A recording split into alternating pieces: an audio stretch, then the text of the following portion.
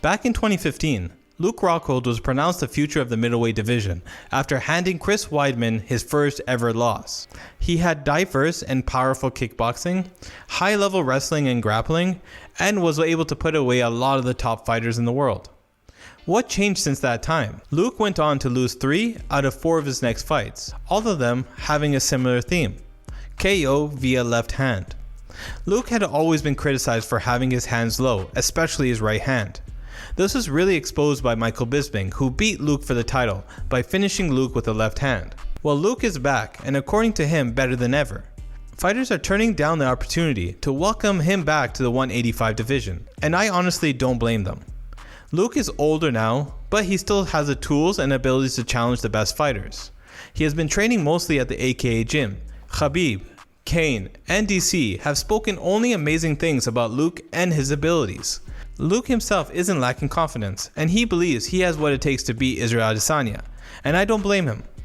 Luke on paper has a complete game and the size to beat a guy like Israel Adesanya, but then again, that's on paper. Regardless, let's look at what it is. Luke can stay at range with Israel Adesanya without worrying too much about getting eaten up on the outside. Luke can get on the inside and grapple with Israel Adesanya, and Luke can take down Izzy whenever Izzy closes the distance. Luke can definitely beat Izzy, however it's easier said than done. All of Izzy's previous opponents believed that they could overwhelm Izzy and beat him. Well, we know how that ended up for most of them. One person that did beat Izzy was Jan. Jan doesn't have the same game as Luke, however Luke has the ability to follow the same guidelines and win the fight. The biggest question is, can Luke perform on fight night? Luke Rockhold is one of the greatest fighters in MMA. He's probably going to go down in history. Now, a lot of it is potential, yes, but he's achieved a lot. Strikeforce champion, UFC middleweight champion as well. He, on paper, yes, he does have everything that you need to beat Israel Adesanya. A bigger, stronger guy, check. You need grappling, check. You need to be able to strike with Israel Adesanya, check. He has everything that you need to beat these fighters.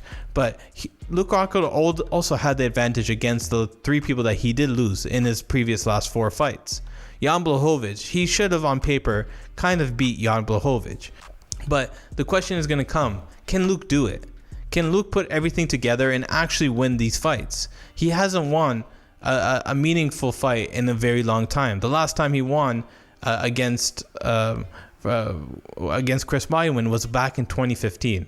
That's a very long time ago. If I was Luke Rockhold watching this and knowing that was the middleweight champion, you could fight at a distance and you could probably take Izzy down in later rounds. I mean, you say you want to come back for a championship. I mean, is that your goal? Are you looking at Izzy? And on top of that, why did you not watch that fight? If you're thinking about coming back and that's the middleweight champion, how come you didn't watch it?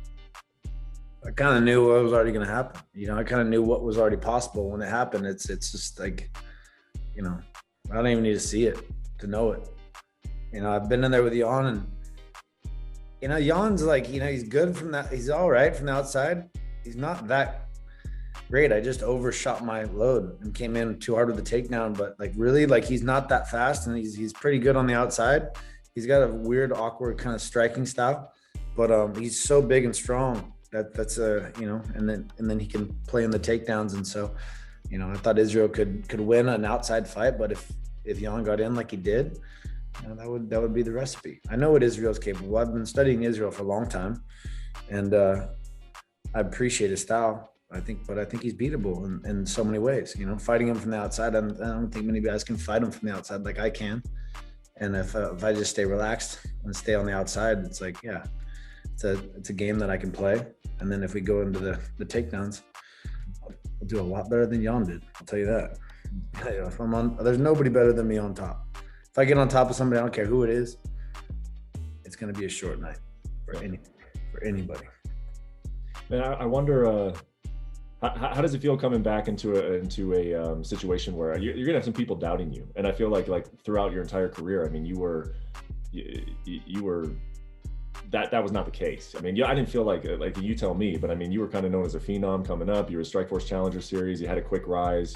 So you didn't have many situations in your career where like you were facing doubters. Do you feel like you're coming back to a situation now where like, does it feel like a much different set of circumstances in terms of like expectations and what people are saying about you when you come back? I've always had doubt. I've always had haters, but you know, they just get more and more. The sport's gotten more and more popular, and you know, in recent memory, you know, I think they're due to their opinion, I guess. We are one step closer to finding out if Luke is actually right. Can he beat Israel Adesanya? Well, we'll get a clue on whether he can or not against his next opponent, whenever that's announced. Thank you for watching the video. If you want more, please like and subscribe to the channel. Do you think Luke Rockhold is right? Do you think he has a chance to win this fight against Israel Adesanya? Or will he never get an opportunity to even display his skills against Izzy?